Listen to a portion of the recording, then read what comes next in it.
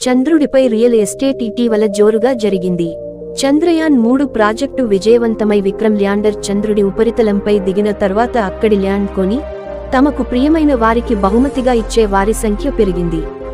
దీనిని స్ఫూర్తిగా తీసుకున్నాడో ఏమో కానీ స్పెయిన్కు చెందిన ఓ చర్చి ఫాస్టర్ ఏకంగా స్వర్గంలోనే భూములు అమ్ముతానంటూ ఆన్లైన్లో ప్రకటనలు గుప్పించాడు.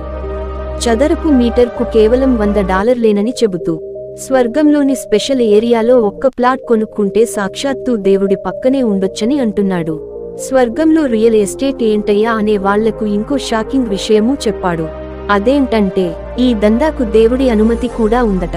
2017లో దేవుడితో జరిగిన ఓ సమావేశంలో తాను ఈ రియల్ ఎస్టేట్ ప్రతిపాదనను ఆయన ముందుంచానని, దీనిని పరిశీలించి దేవుడు ఓకే చెప్పాడని అంటున్నాడు.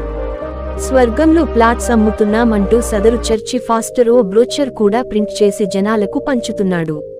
అందులో మేఘాల మధ్యలో ఓ విల్లా, దానిని చేరుకునేందుకు మెట్లగుండా వెళుతున్న ఓ కుటుంబం ఫోటోను అచ్చు వేయించాడు. దేవుడి చెంతనే నివాసం ఉండే అవకాశం, దీనికి మాది గ్యారంటీ అంటూ నగదు చెల్లించేందుకు రకరకాల ఆప్షన్స్ కూడా ఇచ్చాడు.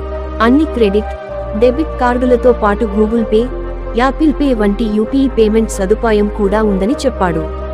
స్వర్గంలో భూములు అమ్ముతానని ఫాస్టర్ చెప్పడం సరే, ఆ మాటలు నమ్మేదెవరు, కొనేదెవరు అనుకుంటున్నారా? అయితే మీరు పొరబడినట్లే. ఎందుకంటే ఇప్పటికే సదరు ఫాస్టర్ స్వర్గంలో భూముల అమ్మకం ద్వారా లక్షలాది డాలర్లు ఆర్జించాడట. ఇప్పుడే కాదు, గతంలోనూ ఇలాంటి డీల్ ఒకటి ఉగాండాలో జరిగింది. Universal apostle church pastor Fred Isanga కూడా ఇలాగే స్వర్గంలో భూములు అమ్ముతానంటూ ప్రకటనలు గుప్పించాడు.